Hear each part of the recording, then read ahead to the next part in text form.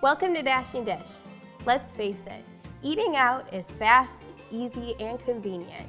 In fact, it's what my husband prefers to do, if I'm honest. But it's not always the best for our health, and it's expensive.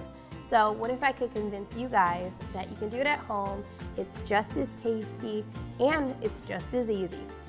Our copycat menu includes traditional yet clean eating orange chicken, flavorful crispy Qdoba Tacos, and if you're a Starbucks fan, try the skinny protein Frappuccino. And for those snacking binges, homemade, clean eating Doritos. I'm Farrell. Join me and my husband Sean as we make our favorite fast foods at home. And let's see if I can convince him that eating at home is better. Come join us.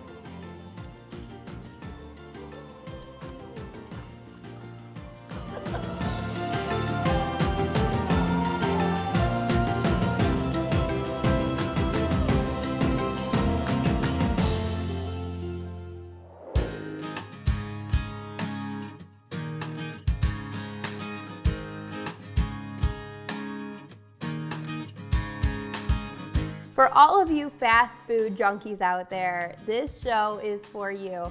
Today we're going to be making healthier versions of your favorite fast food and takeout foods, and so we're going to call this show the Copycat Show. I like to say that I put a copycat healthier spin on all of your favorites. So my husband is here with me, my very favorite sous chef in the whole world. And Hi. He always says he doesn't know how to cook, but I mean, really, when I watch him, I'm like, you're just putting that up as a front. I think you just want me to Just do all French the cooking. toast, any breakfast food. You just want me to do all the cooking is really what You are way better at that. Because when push comes to shove, he knows how to make a few things. So he's gonna be helping me. We're gonna make an orange chicken. So if you like Chinese takeout, you're gonna love this recipe. And Sean, I know you're a fan of it as well. Fried rice mainly, but yeah. He did get sick on a orange chicken recipe at one time. Yeah. So I Haven't think had it in a ever while. since then you've been a little leery. I've never gotten sick from your food, so this is going to probably be a little bit better. Right, one more reason to make Dashing Dish over fast food. So we have some chicken. We have about a pound of chicken here that you cut up into bite-sized cubes. And then to make the sauce, we have a tablespoon of soy sauce, a tablespoon of rice wine vinegar, half teaspoon of dried ginger, 2 tablespoons of sweetener, a juice of 1 orange or about a 1/3 cup of orange juice, 2 tablespoons of ketchup, and if you want to top it with sesame seeds or red pepper, we have some sesame seeds here. So I added the chicken and garlic to a hot pan, and while I cook the chicken up, I'm gonna have Sean make the sauce. So all you have to do is add all of these ingredients into this bowl. You got a little spoon here for the ketchup, and then just whisk it together. So yeah, it's as simple as that. So really this show theme came because the crew behind the wonderful cameras here at Cornerstone requested, 2 of the guys requested that we would do some kind of copycat show because the whole crew gets to feast on all of these meals and recipes that we make. But 2 of the guys, the camera guys, requested that we would do a healthier version of some fast food favorites. And I thought, well, who better to make these recipes with me than Sean? Because he is a fast food lover that I have helped suppress that desire, hopefully a little bit by making some of these recipes at home. Well, ever since I started working outside the home is when I never understood the concept of fast food before, but now when you're on the go and constantly traveling, it's like, oh, it's really quick and convenient, you know? So there is a little bit to that. Does this look okay? Yep, that sauce looks great. So we're gonna just cook the chicken until it's browned, just on the outside. Okay, so this looks perfect. Yeah. Another tip is you could always just cut into one of the pieces of chicken, and if it's just a little bit pink at this point, that's fine. It'll continue to cook with the sauce, but you want it to be mostly white, mostly cooked through. So we're gonna add our sauce to the pan, and then what we're gonna do to thicken this sauce up is it's going to continue to thicken just with the heat, but we're gonna take our cornstarch. We have You could do 1 or 2 tablespoons depending on how thick you want the sauce to be, but I don't like it too thick, so I'd say a tablespoon. And you're gonna just add about a tablespoon of water to this little bowl. Just gonna pour it into the pan. And the magic of cornstarch is it thickens your sauce over the heat. So as that kind of gets warmed up, it will make your sauce nice and thick. And Sean, what would you have with this orange chicken? What would you like it with? Fried rice. That's what I thought. We do have some fried rice recipes on Dashing Dish, but tonight we're just gonna have some brown rice and some steamed broccoli. So that way the kids will probably have a little bit of broccoli, mostly rice. Sean will have just rice. You know what makes and I'll have the broccoli. You know what makes rice good though is the sauce that goes with it. So I think you have a yum yum type sauce on your side. I do, yes, you're right. So you'll want to just continue to kind of stir this just a little bit while it thickens. So that looks perfect. You can see how the sauce is starting to thicken up a little bit and it's kind of running off of the spoon, just like more of a thickened sauce. And that's perfect. That's what you want when you serve it with your sides. And to finish it off, we're just gonna do some sesame seeds. And I think that looks pretty good. What do you think? I think it looks delicious. So you can see that it's low in sugar. We didn't add a lot of, unhealthy fats or anything like that. So much lighter, much healthier for you, and pretty quick and easy. So thanks for making this with me. Yeah.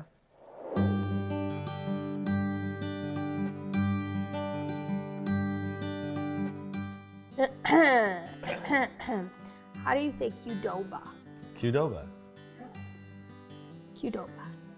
Say Mercury. Okay. It's my word, he makes fun of me. All right, if you're a fan of Qdoba, stay tuned for this recipe.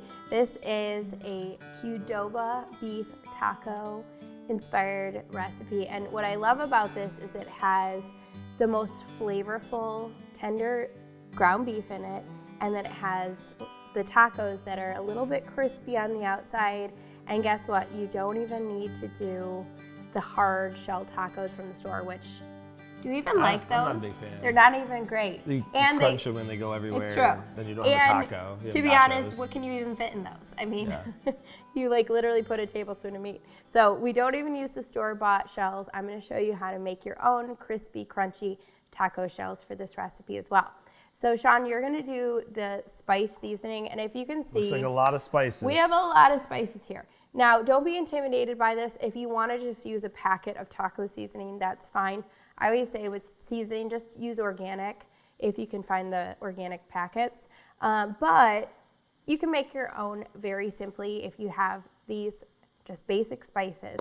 So I'm gonna kind of go through all of our ingredients here to make sure you have them on hand. We have a ½ teaspoon of oregano, 1 teaspoon of paprika, 2 teaspoons of salt, 1/2 teaspoon of garlic powder, 1/2 teaspoon of onion powder, 1 tablespoon of chili powder, and 3 teaspoons of cumin. We also have a ½ cup of salsa and 1 8-ounce jar of tomato sauce and 1 tablespoon of tomato paste. We also have in the pan here 1 pound of ground beef, but you could use any kind of ground meat that you like. So, Sean, I'm gonna have you add all of our seasonings to this little bowl and then just stir them up. You have your measuring spoons here, and you can just go ahead and start the spices. Okay. And meanwhile, I'm gonna start breaking up our ground beef for these tacos. And I have my little favorite ground meat tool that helps me get it nice and finely broken up. And you just wanna start to cook this until it browns in the pan. So you'll just wanna cook up this meat until it is just about brown, and then we're gonna add our spice mixture and let that cook for just a minute or two once we add the spices. I really like to add the spices in the last few minutes of cooking meat and just let it kind of catch on that heat a little bit. It brings out all the flavors of the spice, and you don't want it to burn, so I just add it literally in the last few minutes of cooking the meat. So Sean, you can go ahead and pour that into the ground Okay. beef. And this would be Sean's recipe of choice, or Yeah, what you make he really would. good tacos. This would be what he would request if I were to make something at home. And Sean was actually really creative when we did move here. One of the things that made cooking a lot easier for me, and I highly recommend it because it just takes a lot of the thought out, is theme nights. Yeah. And so what did you choose for theme nights? Pizza was the first night. Yes, Obviously. and that's our Friday. Yep. There's taco. I mean, I think everybody Taco has Tuesday. Taco Tuesday, which I guess is trademarked. So. But hey, it works, and we've been doing it since we moved in, and honestly, it's so refreshing to me, Tuesdays and Fridays. Yeah. It's already just planned. We have something that's pizza inspired. It's not always actual pizza. So like a pizza stuffed chicken breast on Dashing Dish would be a good recipe to make for pizza night. And then something like this, or any kind of taco inspired dish. We usually do one breakfast night too. True, It's always... true, we do. So I will have you add the salsa, Okay.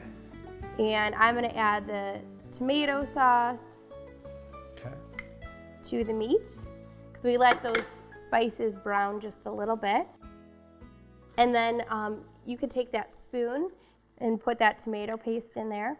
And tomato paste is really, really rich. So when you add tomato paste to a recipe, it adds a lot of flavor. So I recommend, if you've never done tomato paste in your Mexican dishes, it adds just about a tablespoon, adds so much flavor. So that looks really good. So now we're gonna let this just kind of simmer over. Caramelize. That's right, caramelize over medium heat here. And while this caramelizes and simmers and just kind of reduces down some of that liquid, we're going to make our taco shells. She doesn't go for the chips very often. I don't like a lot of places. Not a lot of places do chips well. But my favorite thing is there's a chili crema sauce. All right, at Qdoba. Okay. we're ready. Just shut that down. That's right. All right, so we have a pan, a sheet pan, and we're not gonna line it with anything. We want the pan to get really hot, and that's what's going to make these shells really crispy. Okay. So you can spray this with some cooking spray. Then we warmed up some corn tortillas, but you could use any kind of tortillas that you like, just for about 30 to 60 seconds in the microwave so that they're easier to fold and to work with. So you want some warm tortillas. So let's get the really warm ones on the bottom. All right, so you can just kind of take the tortillas and put just enough that can fit on this pan. Do you want them overlapping? If they do a little bit, that's fine. You can see how this beef mixture has thickened up really nicely. This is definitely going to be something that Sean is going to enjoy, I can tell you right now. All right, so we're going to put about 2 tablespoons or so of the meat mixture on just one side of each tortilla. And Sean is going to top it with just a few tablespoons of cheese.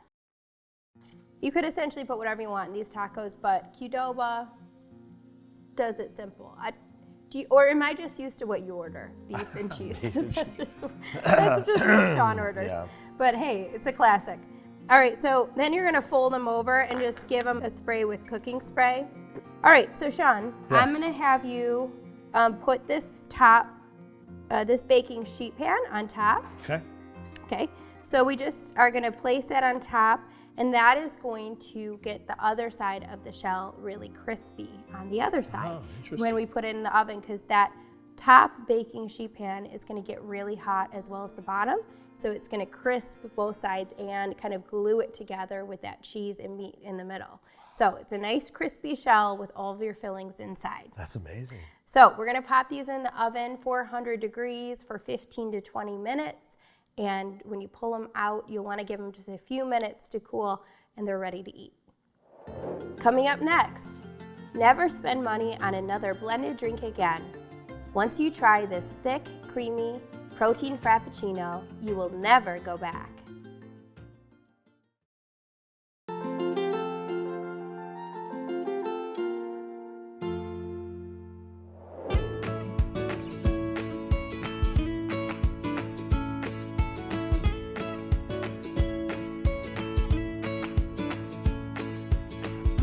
All right, where are my Starbucks fans out there?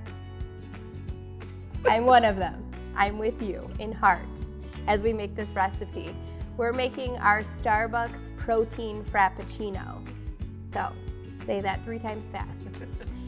There's one sneaky ingredient that adds protein to this recipe, which I will show you what it is, and that's what sets it apart from Starbucks, as well as we don't add a whole bunch of sugar and other ingredients. And you save about probably $10 making this at home, so it's a win-win. Now, Sean, I'm gonna have you do the toppings, okay. But we're gonna talk about what goes into this Starbucks Frappuccino. All right. We have 1 teaspoon of dried instant coffee, 2 teaspoons of sweetener, 1/2 cup of cottage cheese. There's our star protein ingredient for this recipe. 1 tablespoon of protein powder, another little shot of protein there, and some ice cubes and water. And that's really gonna be just to taste. So I have about 2 cups of ice cubes and maybe about 1/2 cup to a cup of water. We have some glorious toppings, which we'll discuss at the end. So I'm gonna start by adding cottage cheese to a blender. Do not be scared. If you have never tried cottage cheese in a shake, I'm telling you, you'll never be the same once you try it. You don't know what's in there. You don't taste chunks or clumps of anything. In fact, it just makes it thick, rich, and creamy. And I'm pretty sure cottage cheese has recently gone viral. So now I'm saying that all these years, for over 10 years, I've been telling people to add cottage cheese to their shakes, and they thought I was crazy. Yep. Now everybody's catching on. I'm so happy. So we're gonna add our other ingredients to our blender. And this is something that is a really quick pick-me-up as well, unless you choose to do decaf, but it's something that I like as just kind of a midday treat. So Sean, what are some of your midday treats? Snacks, as I call them. Actually, I should just say what's your number 1, because we could be here all day. I like all snacks. I like chips, bars. Number 1. Candy. I don't know, peanut M&Ms. Okay, what? That was more than 1. So that's my point exactly. A shot of whipped cream. That's my point exactly. So yes, if you're a coffee lover and just going through the Starbucks drive-thru midday is your ideal kind of like treat, then this is perfect for you. So we're gonna go ahead and blend this up. The top doesn't fit on my blender perfectly, so hence the towel and the splatter. Okay, so you can see how rich and creamy that looks. And if you want to make it thicker, you can add more ice. That looks delicious. But I'm telling you, you'll never know that there was cottage cheese in there, and it just adds some extra protein. So we're going to have you top this with a little bit of whipped cream, some chocolate chips. Okay. You gotta shake it first.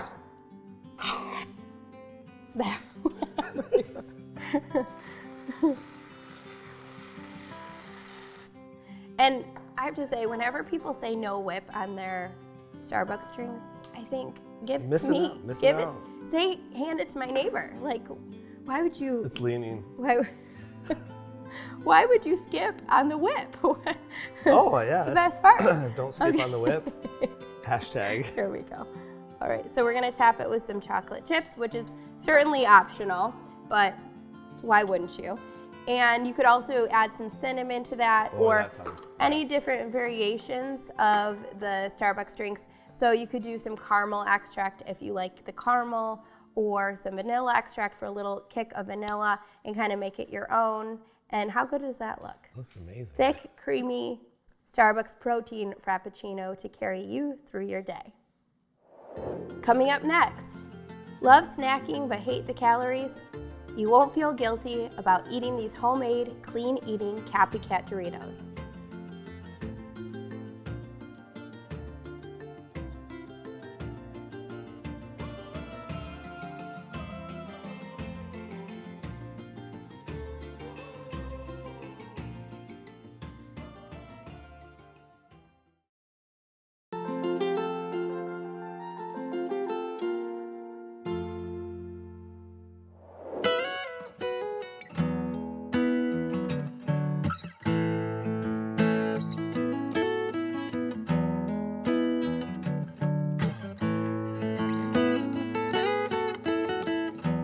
All right, we're gonna be making our most requested by our camera crew, specifically Rob. One of his favorites today, and I think it's probably just a typical American favorite chip, which is a clean eating Dorito. Now, if you haven't heard of the term clean eating, it's just simply what I like to say is as close to how God made food as possible. So we're just using some real food ingredients, and we're not gonna fry these chips, but they're still gonna be crispy and delicious. We have 1/2 teaspoon of all of these spices. So if you have all these spices on hand and some tortillas, you can make this recipe. We have 1/2 teaspoon of salt, garlic powder, paprika, onion powder, and chili powder, and then 2 tablespoons of Parmesan cheese. Then just some corn tortillas and some cooking spray. That's all you need, and you can be lounging back and enjoying these chips in no time. So we're gonna take these corn tortillas and cut them up, and Sean, you can start the spice mixture, which is the most important part really, because that's why everyone likes Doritos, is the spice mixture. Yes. So 1/2 teaspoon of all those in the bowl with the Parmesan cheese, and then just stir it up. I'm gonna take a pizza cutter and make it really easy for myself and just cut all the tortillas kind of stacked on top of each other like that, and then you have your perfect chip triangle there. So then we're gonna spray the baking sheet pan with cooking spray, and we're gonna lay these chips out. When I was a kid, this was like my go-to thing, is when I would come home from school, I would grab a bag of chips and turn on Food Network. Either that or Baby Story. That was a show that was out back in the day where women had babies, they gave birth to babies. And so I was either watching a cooking show or a labor and delivery show, which is hilarious because I became a labor and delivery nurse and now I do cooking. So it was almost foretelling my future. And I would just sit there and veg out with a bag of chips. So now that I know how to make a healthier version, that's definitely a plus. Because I don't watch those shows anymore, but I usually just sit and watch kids' movies now while my kids eat these chips with me. So what are your favorite memories as a kid when you were kind of just snacking on stuff? Do you have any?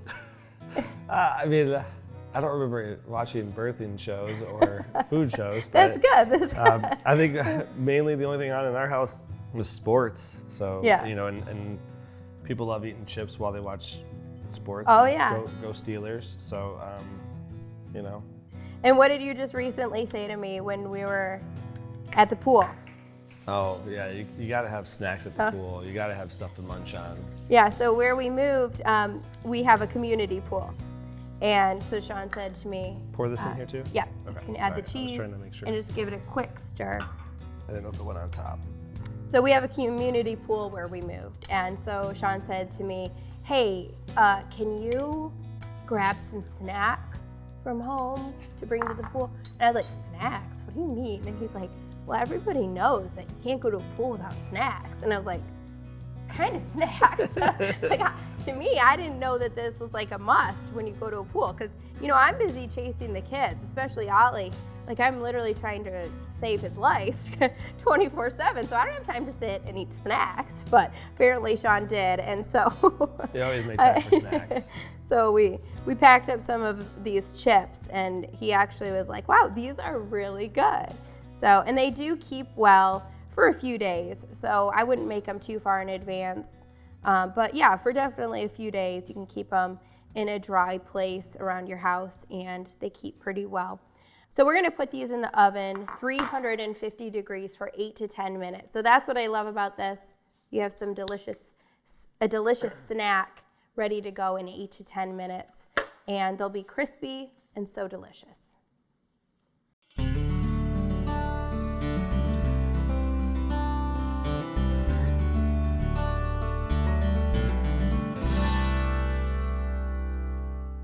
Well, Well, I had so much fun on this copycat theme show today, cooking with my husband and making some of our fast food favorites at home. And I hope I convinced you guys to do the same. I venture to say that everything we made today, especially those chips, are better than what you were eating earlier. If you'd like any of these recipes, you can head over to dashingdish.com, where you will find recipes and more to nourish your body and soul. Take a bite. Take a bite. Yes.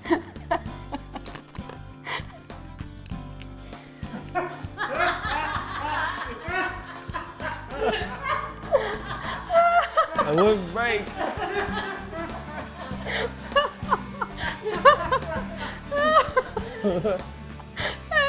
You might break a tooth. It's really good, actually. So. Rob's like, I'm not eating those.